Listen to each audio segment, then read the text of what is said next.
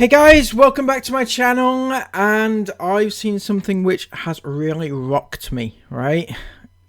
You know how family vlogging is it's dangerous, right? Everybody knows it's dangerous, whether or not you want to admit it's dangerous, we know it's dangerous. And we've always wondered what would happen if the worst happens, right? What are opinions of these family vloggers about what they're doing to their kids? And now we've already had an insight into the Saccone Jolys' actual opinions of bad things that could go wrong and their opinions on things, such as the time that Jonathan admitted that he didn't know whether it would be wrong or not if this happened. If it became apparent that a paedophile, a sexual predator, had been looking at your children, had been masturbating over your children, for example. It's such an odd question, because how would you feel? I don't know how you'd feel. Like, obviously is it a terrible thing? It's like, I don't really know how to answer, like, because I would say, like, yeah, of course he wasn't sure how to answer that one, you know, because why would somebody suggest such a horrible thing that could well happen online to his kids? You know, he's never thought about it before, but give him the benefit of the doubt. Maybe he has thought, well, he hadn't thought about it. Maybe he hadn't thought about it, and yet now he has done, and he's had some time to reflect. What is his opinions on that? No, he didn't take his kids off. Do we remember the time when Anna admitted that it was in the kids' best interests to ignore the hate so that they could get all the good things in life? You can't protect your children from everything, and there's always going to be a bully in the schoolyard, or there's going to be somebody that says something negative, whether it's in a comment online or in real life. If that's the worst thing that they have to come up against, then so be it. You know, like, there's so many worse things that are going on in the world that I just think they're lucky. I would want to teach them that as well. Like, don't you like going to private school? Don't you like the things that we've been able to afford for you, or like that we've been able to give you because of this lifestyle? Like, just looking at it that way and like from the bigger picture, I think puts it all into perspective. And if somebody left a crappy comment about you, it's coming from a place of unhappiness for that person. Don't let it affect you. Silly. It's lovely though, isn't it? The attitude of these family vloggers that, yeah, well, you've got to take the rough with the smooth if you want all the good holidays and the good school and everything. You know how it works, kids. You know how it works. You got to get with the game, right? So what else could be worse than that? Because those two instances, I think, are pretty damning, right, to be fair. But something has just come to my attention which has thrown those two under the bus, right? So they put up this TikTok the other day.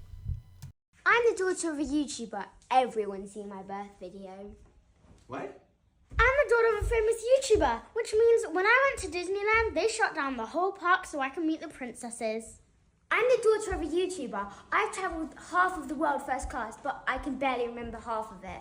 I'm the daughter of a famous YouTuber, which means I get to see the movies before they even come out. So I was watching this video and I was thinking, what is their point on this? I don't get what angle he's going for, because they're telling the truth but in an ironic way, or what actually is happening? But then this next one came up. I'm the daughter of a YouTuber. I was nearly kidnapped at a convention when I was a baby. So did everybody hear that?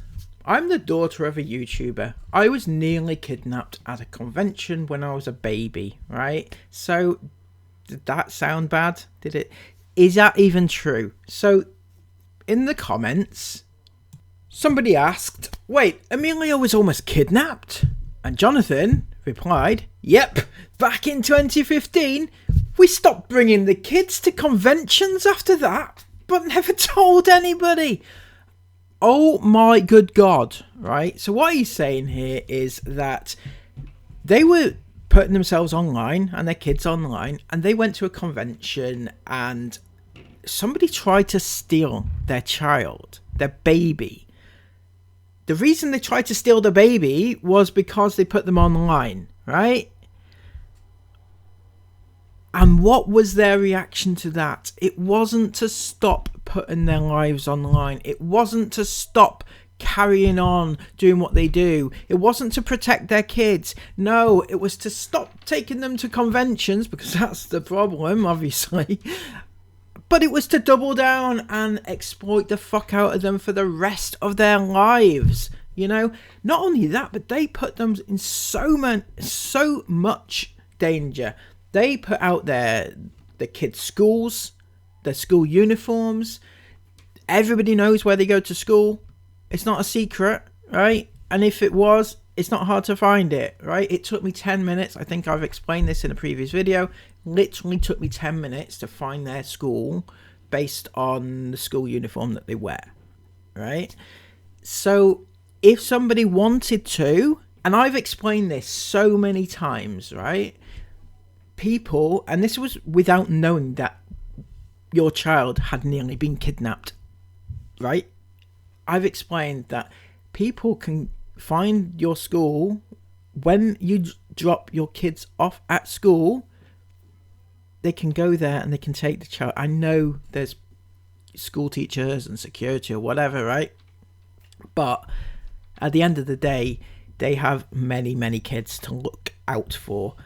And I'm willing to bet that it is possible, right? So you're not putting your kids first. You're not safeguarding them. You're, in fact, enhancing their chances of getting kidnapped in the future, right?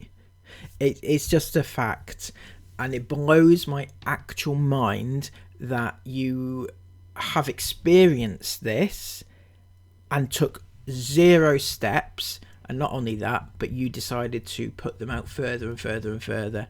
Unactually believable, right? So obviously I wasn't the only one that thought this. The comments were just awash with it. Comments like this: yet you continue to share details of them online and profit from it, knowing the risks. Completely reckless and selfish. But you continue to plaster every detail of your life onto the internet, where you travel, the layout of your house, their school logo. So selfish. And there was loads. That entire section, the thread was, loads long. So it just, to me, it's unbelievable that they would do this. I know that there is not as many people these days talking about the Saccone Jolys, and not as many people want to watch this video or these videos that I do about them, but it's still important. It is vitally important. For all the families that I've covered, I've never known anyone, not one of them, to have known the risks and yet gone on ahead to keep doing the same thing, right?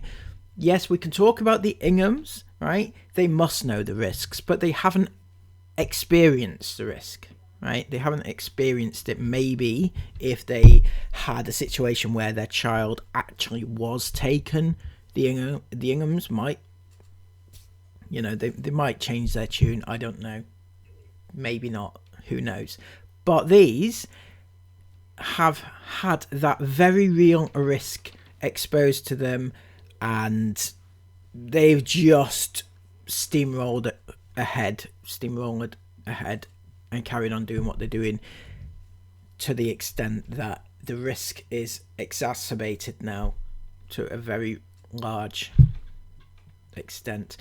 I can't believe that more people aren't talking about this, to be honest. I mean, it's absolutely shocking to me. Anyway, if you've appreciated this video, please give it a thumbs up, comment all your thoughts about it down below, and subscribe to the channel if you are new.